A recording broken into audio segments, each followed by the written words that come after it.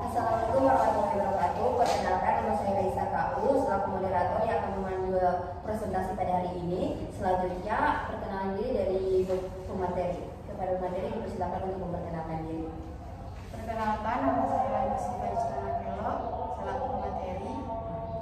Perkenalkan, nama saya Sri Ariyanti Samad selaku pemateri. Perkenalkan, nama saya Rezina Musroman selaku pemateri. Jadi kita masuk pada pemaparan materi yang berjudul hak guna usaha. Kepada pemateri dipersilakan untuk mempresentasikan. Baik, yang pertama saya akan memaparkan mengenai pengertian dari hak guna usaha. Hak guna usaha merupakan hak atas tanah yang bersifat primer yang memiliki spesifikasi. Spesifikasi hak guna usaha tidak bersifat terkuat atau terpenuhi.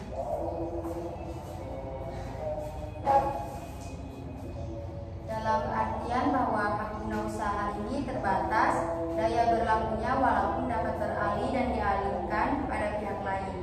Dalam penjelasan Undang-Undang Pokok Agraria telah diakui dengan sendirinya bahwa hak guna usaha ini sebagai hak-hak baru guna memenuhi kebutuhan masyarakat modern dan hanya diberikan terhadap tanah-tanah yang dikuasai langsung oleh negara.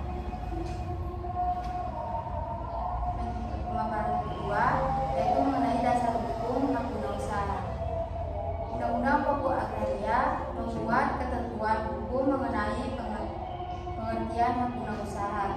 Guna usaha merupakan salah satu hak penguasa atas tanah sebagaimana tercantum dalam pasal 28 sampai pasal 34 Undang-Undang Nomor 5 Tahun 1996 Undang-Undang Pokok Agraria. Yang ketiga ada berakhirnya hak guna usaha menurut Undang-Undang Pokok Agraria. Yang pertama ada prinsip nasionalitas.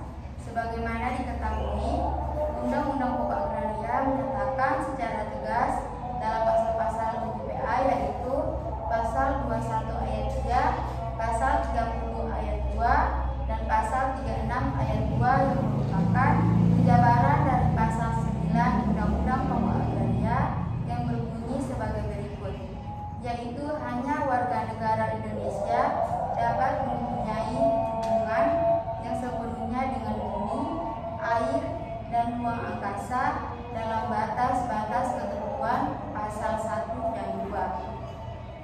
Pasal 30 ayat 2 menyatakan orang atau badan hukum yang mempunyai hak guna usaha dan tidak memenuhi syarat-syarat sebagai yang tersebut dalam ayat 1 pasal ini, warga negara Indonesia dalam jangka waktu 1 tahun wajib melepaskan atau mengalihkan hak itu kepada pihak lain yang memenuhi syarat.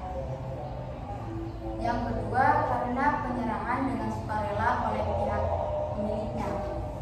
Pasal 27 ayat 2 menyebutkan karena penyerahan dengan sukarela oleh pemiliknya. Demikian pula pada pasal 34 ayat C Undang-Undang Pokok Agraria menyebutkan dilepaskan oleh pemegang haknya sebelum jangka waktunya berakhir. Yang ketiga, diberhentikan sebelum jangka waktu berakhir karena sesuatu syarat tidak dipenuhi. Dalam pemberian hak atas tanah, terutama hak guna usaha dan hak guna bangunan dicantum syarat-syarat tentang pemberian hak tersebut, ataupun karena suatu perjanjian pendirian hak guna bangunan di atas hak milik, dan jika syarat-syarat tersebut disebutkan syarat yang membatalkan, maka dengan dianggarnya syarat tersebut maka berakhirlah hak itu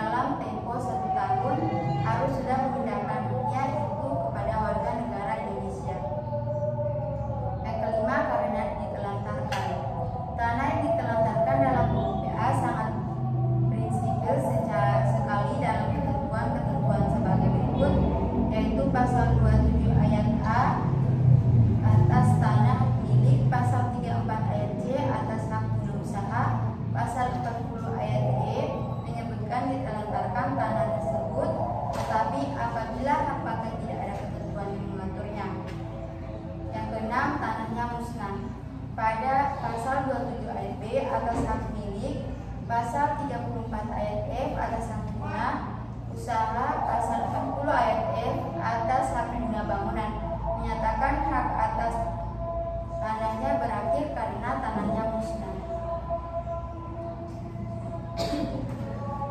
Baiklah, selanjutnya saya akan melanjutkan di bagian D. Berakhirnya hak guna usaha karena lelang dan pewarisan. Hak guna usaha adalah hak yang memberikan izin kepada pemegangnya untuk menguasai tanah negara untuk jangka waktu tertentu. Ketika HGU berakhir karena lelang, artinya izin penggunaan tanah ini dilelang oleh pemerintah pada pihak lain.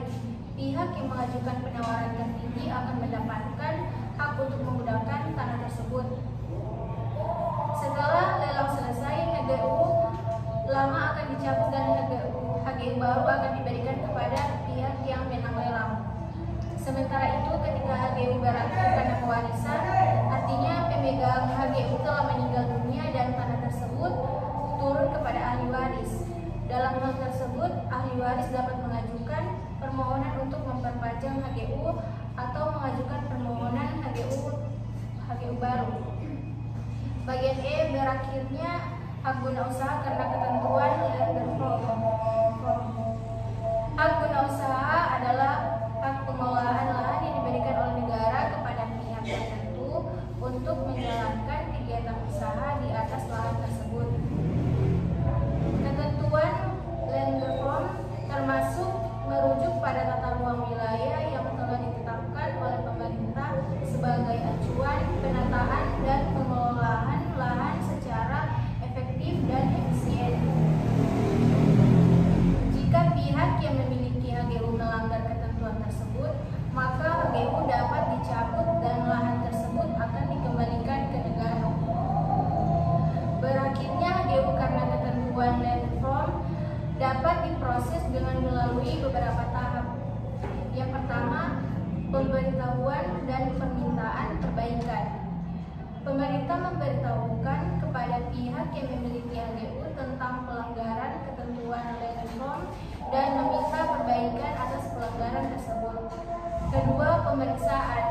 Pemerintah melakukan pemeriksaan atas pelanggaran yang dilakukan oleh pemegang HGU di atas lahan tersebut. Ketiga, keputusan. Setelah melakukan pemeriksaan, pemerintah akan membuat keputusan berdasarkan hal pemeriksaan yang dilakukan. Jika pemegang HGU terbukti melakukan pelanggaran ketentuan Land Reform, maka HGU tersebut dapat dicabut dan lahan dikembalikan ke negara. Keempat, pelaksanaan keputusan. Setelah keputusan dibuat, pihak yang memiliki HGU harus menyerahkan lahan kepada pemerintah yang akan mengelola lahan tersebut secara mandiri atau mengalokasikannya kepada pihak lain. Selanjutnya di bagian F, penyelesaian kasus hak guna usaha.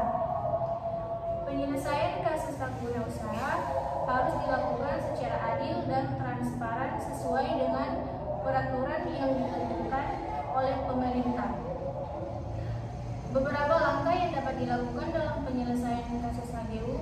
Yang pertama, pemeriksaan terhadap pelanggaran. Pihak yang berwenang melakukan pemeriksaan atas pelanggaran HGU yang dilakukan oleh pemegang HGU. Pemeriksaan dapat dilakukan oleh Badan Pertahanan Nasional atau BPN maupun oleh institusi lain yang terkait. Kedua, pemberitahuan setelah melakukan pemeriksaan.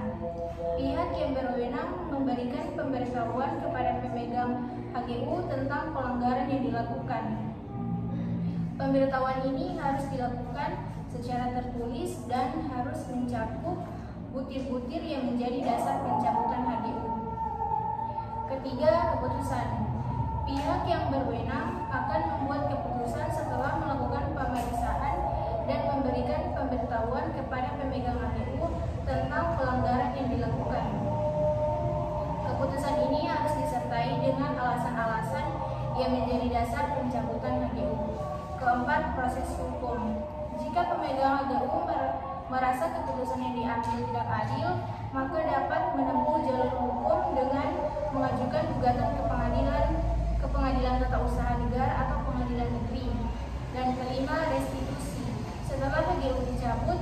pemegang HGU harus menyerahkan lahan kepada pemerintah yang akan mengelola lahan tersebut secara mandiri atau mengalokasikannya kepada pihak lain.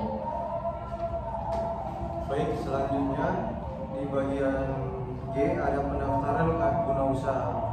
Pendaftaran hak guna usaha dilakukan di kantor Badan Pertanahan Nasional atau BPN. Berikut adalah tahapan-tahapan dalam pendaftaran HGU. Yang pertama adalah persiapan dokumen. Nah, persiapan dokumen merupakan tahap awal dalam pendaftaran HGU. Pemohon harus menyiapkan dokumen-dokumen seperti sertifikat lahan atau bukti kepemilikan tanah. Yang kedua, pengajuan permohonan. Setelah dokumen persiapan selesai, pemohon dapat mengajukan permohonan HGU ke kantor BPN. Yang ketiga, ada pemeriksaan permohonan. Setelah menerima permohonan, BPN melakukan pemeriksaan terhadap dokumen yang diajukan oleh pemohon. Yang keempat, ada penetapan HGU. Setelah SPS HGU dikeluarkan, BPN melakukan survei dan pemeriksaan lapangan untuk menentukan lokasi lahan yang disetujui untuk HGU. Yang kelima, penerimaan hak. Penerimaan hak merupakan tahap terakhir dalam pendaftaran HGU. Pemegang HGU harus membayar biaya pendaftaran dan mengambil sertifikat HGU di kantor BPN. Cara peralihan hak guna usaha.